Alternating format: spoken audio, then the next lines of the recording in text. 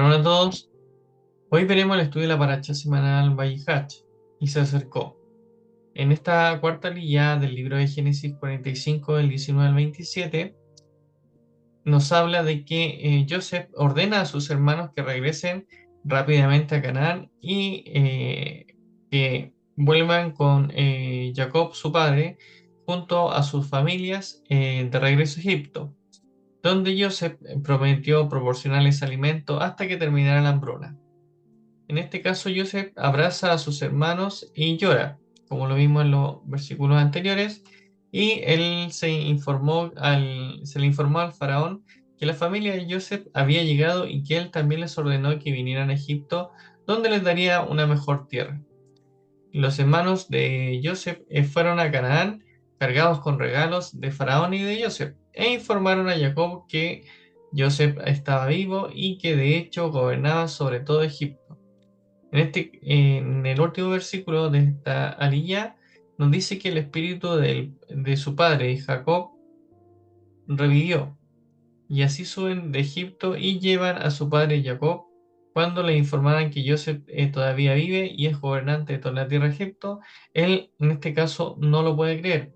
Pero cuando cuentan todas las cosas que Joseph les ha dicho y cuando ve las carretas que Joseph le había regalado junto con Faraón, el espíritu de Jacob es reavivado, como nos dice el último versículo. En este caso, cuando nos habla del capítulo 26, ya casi finalizando esta alía, es cuando los hijos de Jacob les informa esta información de que Joseph todavía vive y que es el gobernante de toda la tierra de Egipto. En este caso, como ya lo dijimos en los estudios de la semana y en los estudios de la paracha de los días sábados, se asemeja mucho a la vida de Yeshua Joseph. No, no estamos comparando ni nada de eso, solamente que es muy mesiánico la vida o lo que le sucedió a Joseph. Por ende, nos dice que Yeshua vive todavía y es gobernante entre muchos gentiles que lo han recibido como su Salvador y Señor.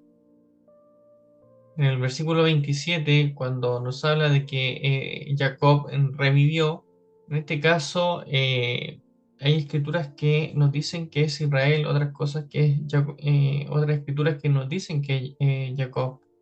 Entonces nos dice que Israel no podía creer el mensaje de que Joseph vivía hasta después de un tiempo. De la misma manera está pasando con el pueblo judío hoy en día. Al principio no pueden creer de que Yeshua, nuestro Mashiach, eh, está en Israel, pero como lo vemos y se menciona, él será él revivirá el espíritu de Israel, así como lo hizo con la noticia de Joseph Jacob. Nuestro Mashiach Ben Joseph es el único que puede hacer revivir el espíritu de Israel. Él lo hará mediante sus emisarios que vienen con regalos y evidencias claras. Así que se dará a conocer en Israel y será mediante los israelitas.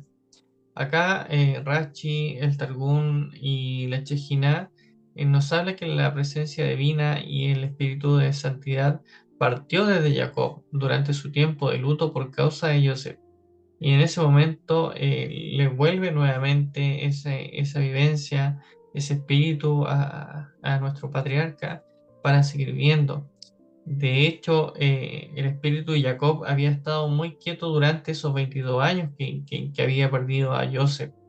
Y durante ese periodo la Torá le nombra a Israel en algunos momentos, como lo estábamos diciendo, dándonos a entender que su espíritu no estaba totalmente muerto, ni que el espíritu de la santidad se había apartado totalmente de Jacob.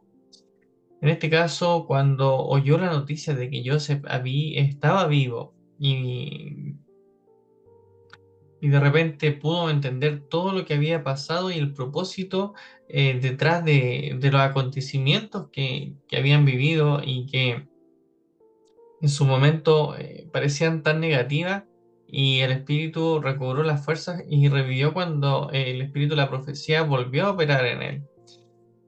La pregunta nos surge, si nuestro padre Jacob no hubiera podido vivir en el espíritu durante esos 22 años, a pesar de lo negativo de la muerte prematura de Raquel y la desaparición de Joseph, él sabiendo que era, o sea, que tenía mucha cercanía con el Eterno, de igual forma esos 22 años fueron de amargura. En este caso, la Torá dice que Jacob rehusó ser consolado. Y esto nos enseña que él optó por ser afectado negativamente con todo lo que había sucedido y, y dejó lugar a amargura en su alma.